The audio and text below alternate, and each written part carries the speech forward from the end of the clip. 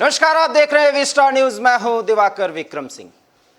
भारत के विदेश मंत्री एस जयशंकर इस समय इजरायल की 5 दिवसीय यात्रा पर हैं और द्विपक्षीय संदर्भों के और संबंधों की बात अगर की जाए तो दोनों के बीच रिश्ते बहुत मधुर हैं, बहुत गर्मजोशी से दोनों मिले हैं। लेकिन इतना तय मानिए कि ये सिर्फ भारत और इजरायल के बीच के संबंधों की बात नहीं है। वास्तव में एस जयशंकर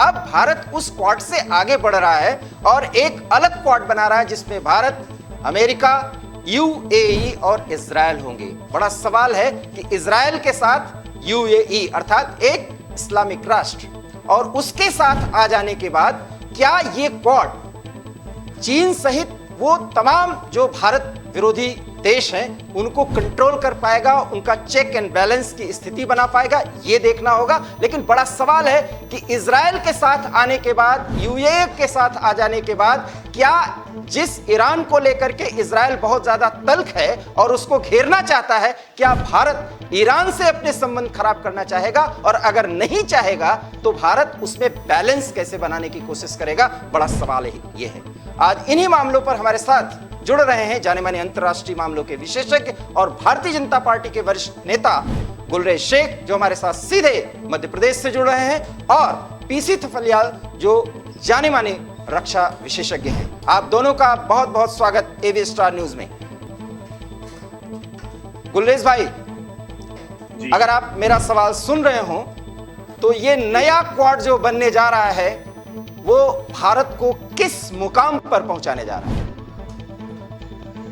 दिवाकर जी, आप की फाइल में जाकर देखें तो मैं पिछले 1.5 वर्ष से एक बात लगातार कह रहा हूँ, न केवल भारतीय चैनलों पर बल्कि इजराइल के जो चैनल्स हैं उन पर भी मैंने ये बात लगातार कही है कि आज नहीं तो कल जो क्वाड, उस समय जो क्वाड था, जो अभी भी है, जो हमारा इंडो पैसिफिक का क्वाड है जिसमें ऑस्ट्रेलिया, भारत, जापान और यूनाइटेड स्टेट्स थे, उसका क्वाड प्लस जब भी होगा उसमें Israel, United Arab Emirates, even Saudi Arabia भी आज नहीं तो कल आएगा ही आएगा, क्योंकि दुनिया जो है वो 2 खेमे में बढ़ती हुई दिख रही है, बढ़ चुकी है।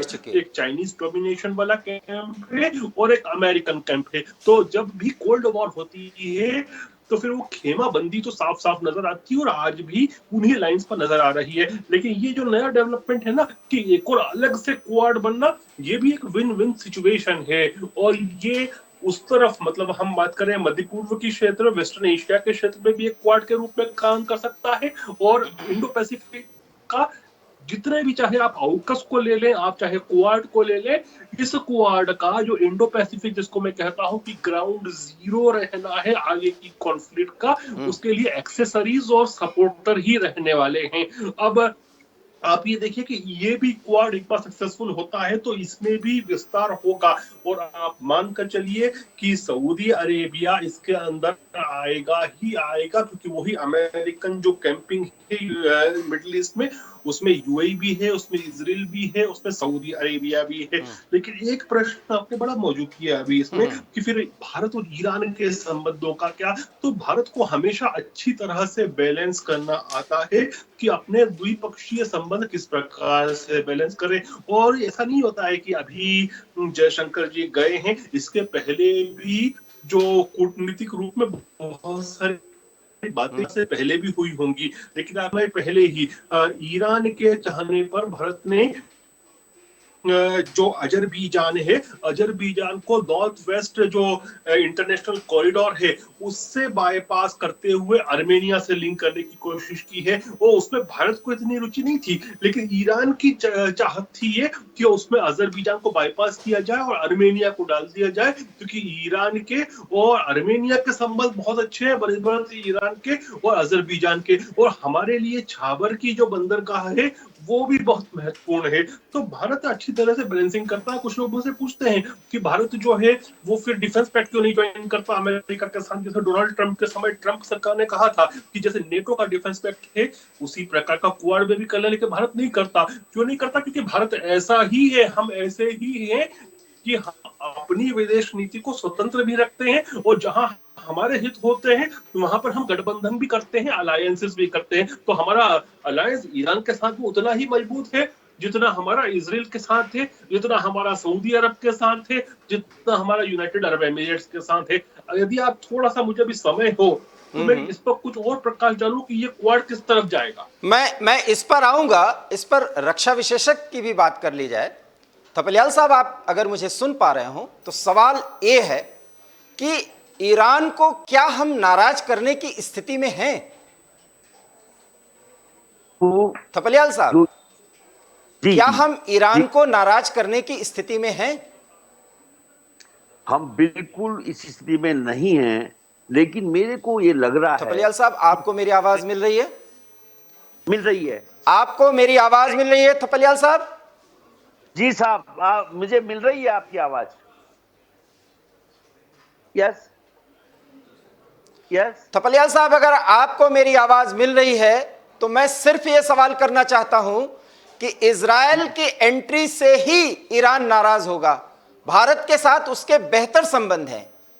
ईरान को कैसे मनाएगा? जैसा कि गुलरेज भाई कह रहे हैं कि भारत बैलेंस करना जानता है, उस ताकत का सम्मान इजरायल भी करेगा और ईरान भी। सवाल यह है कि इजरायल की एंट्री हुई नहीं कि ईरान नाराज हुआ नहीं, यह कैसे बैलेंस करेगा भारत? देखो, हम लगता बहुत है से पीसी थपलियाल तक मेरी आवाज नहीं पहुंच पा रही। नहीं, मैं सुन रहा हूं आपको, मैं सुन रहा हूं। Hello hello. थपलियाल साहब, आप मुझे सुन पा रहे हैं? बिल्कुल सुन पा रहा हूं। सुन पा रहे हो तो सिर्फ सवाल यह है, गुलरेज भाई ने बहुत विस्तृत बता दिया है। सवाल यह है कि ईरान को भारत नाराज कर लेगा क्या, और अगर नहीं कर पाएगा तो ईरान और इजराइल को कैसे बैलेंस करेगा? क्योंकि क्वाड में इजराइल होगा, ईरान उससे बाहर होगा, दोनों के संबंध भारत से बेहतर हैं।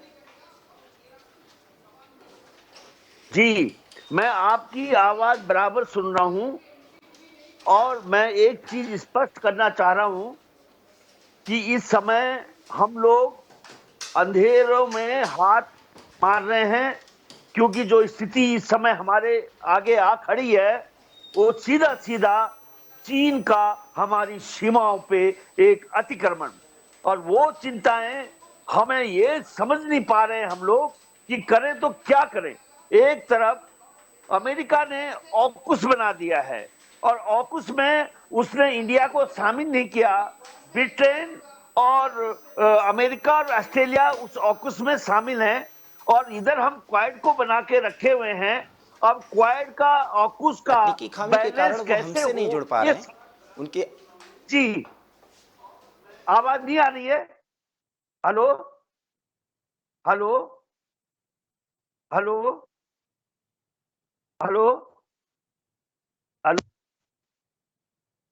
Hello hello hello hello. हम आवाज सुन तो पा रहे हैं आप। हेलो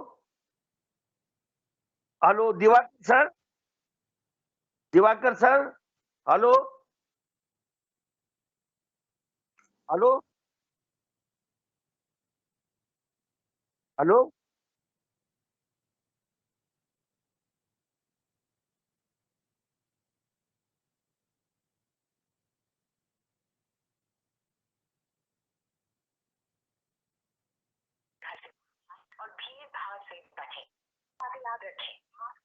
गुलरेज भाई, मैं इस सवाल को और आगे बढ़ाता हूं। हमने ईरान को भी साथ लिया, हमने इजराइल को भी साथ लिया, तो क्वाड अस्तित्व में आ गया। ये क्वाड बढ़ेगा किधर? वह एक ग्रुपिंग जिसके अंदर क्वाड्रिलेटरल ग्रुपिंग, जिसमें 4 अलायंसेस हो, 4 पार्टनर्स हो। जहां से ईरान की बात है, ईरान जानता है कि भारत के और इजराइल के बहुत घनिष्ठ संबंध हैं, और इजराइल भी ये बात जानता है कि भारत के और ईरान के भी बहुत अच्छे संबंध हैं, तो इसमें कोई समस्या आनी नहीं है। जहां तक बात है, ये जो क्वाड रहेगा बेसिकली 2-3 चीजों पर रहेगा। एक तो टेक्नोलॉजी के आदान प्रदान पर रहेगा। ये आप ये नहीं समझें कि एक मिलिट्री अलायंस होगा जैसे AUKUS है उस प्रकार का, ये रहेगा बेसिकली टेक्नोलॉजी के आदान प्रदान पर। और ये बात जो लगी सीधे सीधे, जो हमारे फॉरेन मिनिस्टर जयशंकर जी का एक वक्तव्य आया कि इजराइल हमारा सबसे भरोसेमंद तथा सबसे ज्यादा इनोवेटिव फ्रेंड है।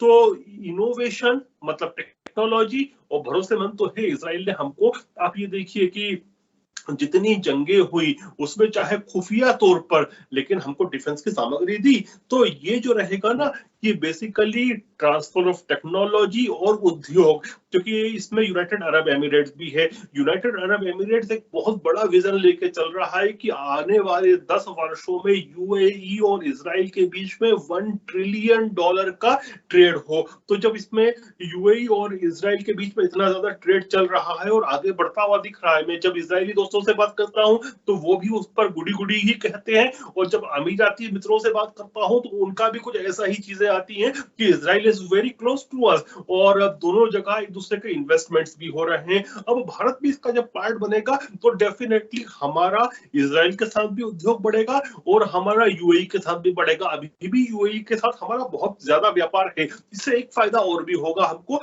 कि हम चाहते हैं कि चीन के ऊपर जो हमारी व्यापारी निर्भरता है उसको जितना हो सके हम सुकड़ दें, और वेस्टर्न ब्लॉक जो है उसके साथ बढ़ाते जाएं। और जब भी शीत युद्ध की बात होती है तो उसमें ट्रेड भी होता है, और ट्रेड जो होता है उन्हीं पार्टनर्स के साथ ज्यादा होता है जो एक कैंपिंग में आते हैं। ये दुर्भाग्य है कि पिछले शीत युद्ध के कंपैरिजन में इस बार जो चीन की शक्ति है वो मैन्युफैक्चरिंग यूनिट और सप्लाई चेन्स की वजह से ज्यादा है, जिसको खत्म करने में 1 से 2 दशक का समय लगेगा। लेकिन चीजें उस दिशा में जा रही हैं। अब इजराइल के पार्टनरशिप, UAE की पार्टनरशिप, USA और भारत की पार्टनरशिप इसको और गति देगी, और आपस का व्यापार और आपस का अनुसंधान बढ़ेगा। जा रही है। अगर आप PC थप्पलाल साहब मेरी आवाज सुन रहे हो तो सवाल यह है कि पश्चिम एशिया में अगर हमारी एंट्री होती है एक ताकतवर देश के रूप में, तो कहीं हमें ज्यादा वहां उलझना न पड़ जाए।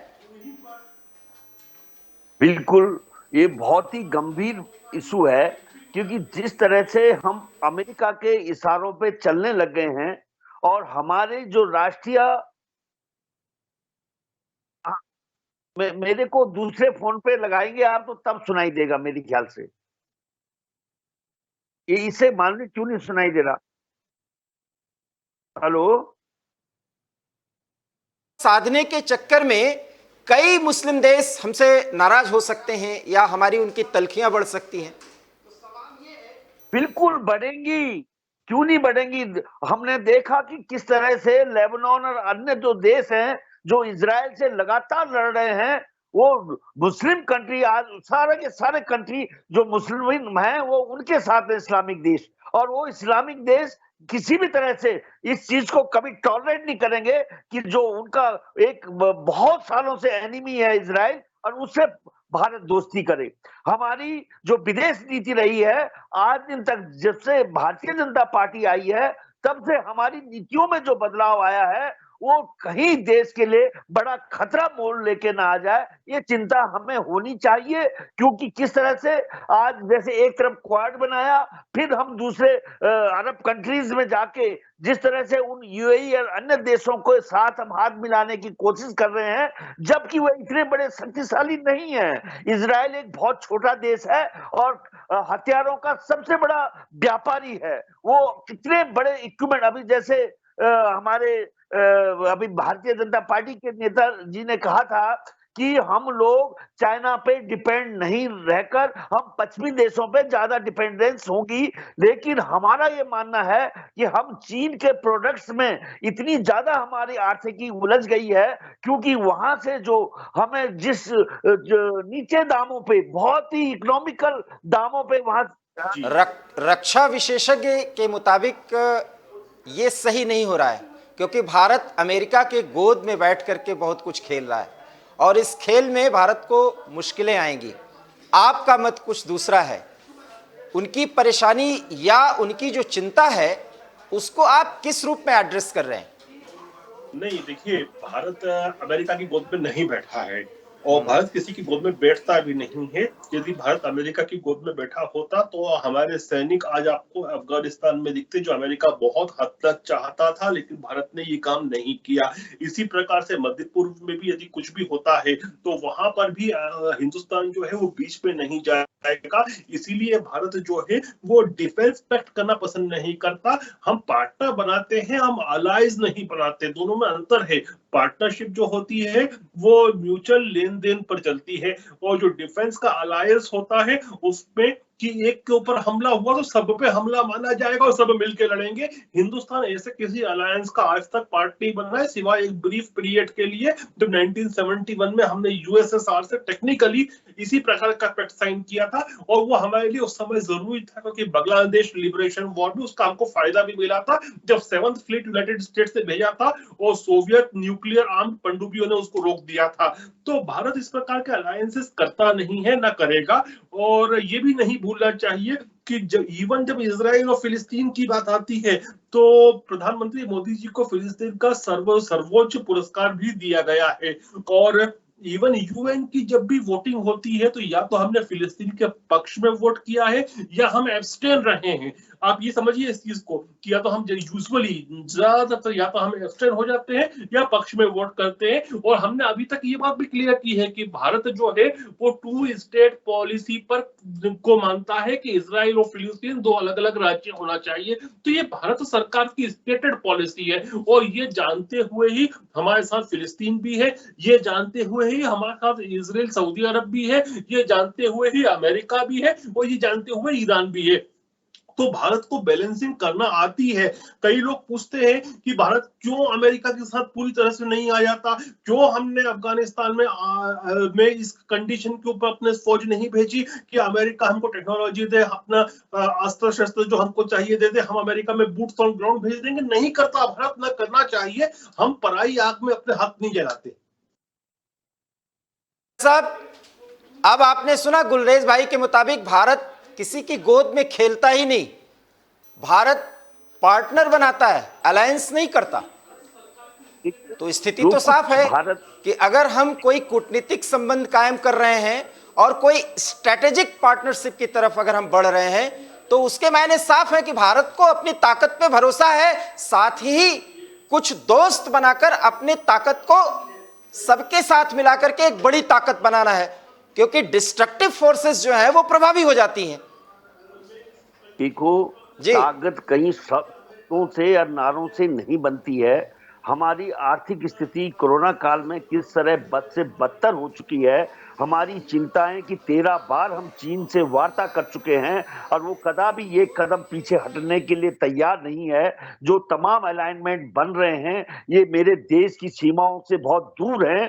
मेरी चिंता ये है कि हमने अपने चारों तरफ तो दुश्मन खड़े कर दिए हैं और हम भरोसे में रहेंगे वो अपने दूर के दोस्त इजराइल के, या हम भरोसे में रहेंगे अपने यूएई जैसे बेचारे जो बिल्कुल हथियारलेस लोग हैं, जिनकी कोई ताकत ही नहीं है, जिनके कोई बोली नहीं है केवल तेल के अलावा।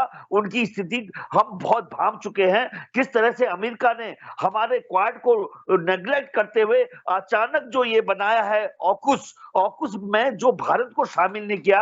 आपको मालूम होना चाहिए चीन को साधने के लिए अमेरिका ने मतलब उसको इंडो पैसिफिक की चिंता है। वो इतनी दूर से ये चाहता है कि इंडो पैसिफिक में, क्योंकि जो समुद्र में राज करेगा वो विश्व का सबसे बड़ा राजा माना जाता है, वो देश सबसे ताकतवर होता है। लेकिन किसी को ये नहीं मालूम कि हमारी सीमाओं पे लगा हुआ चीन कहीं कुरुक्षेत्र न बन जाए मेरा देश, ये चिंताएं हर इंसान को है। हमारी गलत नीति अंदर तो हम झेल लेंगे, जिस तरह से हमारी आर्थिक व्यवस्था आज चौपट हो चुकी है उसको हम झेल सकते हैं, लेकिन बाहरी जो स्थिति है हमारी, अगर उसको भी हम खोखले नारों में परिवर्तित करके और ये करेंगे कि हमारा विश्व में डंका बज रहा है, तो हमारी फूल होगी। मैं ये कहना चाहता हूं कि किसी में तक कितने टाइम से मैं डिफेंस में रहा हूं, हम हमेशा डिपेंड रहे हैं रशियन इक्विपमेंट। आज आधे से ज्यादा इक्विपमेंट हमारी फौज रशियन जहाज है हमारे पास, रशियन मिसाइल है हमारे पास, और उसके ऊपर फ्रांस की मिसाइल है। फ्रांस इस पूरे क्वाड में अकुश में कहीं हमारा साथ दिखते हुए फ्रांस को मनाने जा रहे हैं। उधर भाई साहब की आवाज नहीं आ रही, आप रिपीट करें वो क्या बोल रहे हैं।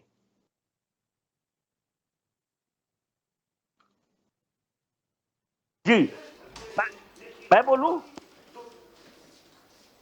हेलो, थपलियाल साहब ने ये बोलने या बताने की कोशिश की है कि इजराइल या यूएई इनको हम मना भी लें तो हम बहुत कुछ खो देंगे, क्योंकि भारत, उनके मुताबिक भारत अमेरिका की गोद में खेल रहा है और भारत इसके कारण ज्यादा समस्याओं का सामना कर जाता है, ऐसा वो कह रहे हैं।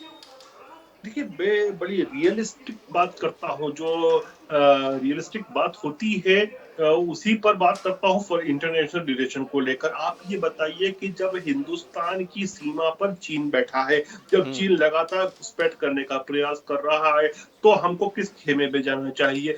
चाहे हम डिफेंस पैक्ट नहीं करें, लेकिन हमारे लिए सबसे जो नेचुरल अलायंस रहता है इस समय, नेचुरल पार्टनरशिप रहती है, नॉट अलायंस, वो रहती है यूनाइटेड स्टेट्स की, क्योंकि वो ही वहां पर इंडो पैसिफिक में, चाहे ताइवान का विषय हो, चाहे वो जापान का विषय हो, वो चाइना के काउंटर पे खड़ा रहता है। दूसरी बात, हम फिर भी अपने जो फॉरेन पॉलिसी है उसको स्वच्छंद रखते हैं। कैसे बोलूंगा एक बार, क्योंकि आप देखिए कि S-400 मिसाइल्स की जो परचेज है उस पर अमेरिका ने कहा है कि हम आप पे काटसा एक्ट लगा सकते हैं, आप अभी भी डिलीवरी से पहले रद्द कर दो, लेकिन हिंदुस्तान ने साफ साफ बोल रखा है नहीं, हमको S-400 खरीदनी है, रशिया से तो हम खरीदेंगे, और हो सकता है कि हम कल से S-500 भी खरीदे। रशियन खुद मिनिस्टर्स कह रहे हैं कि हो सकता है हिंदुस्तान S-500 खरीदने वाला पहला ग्राहक हो उनका।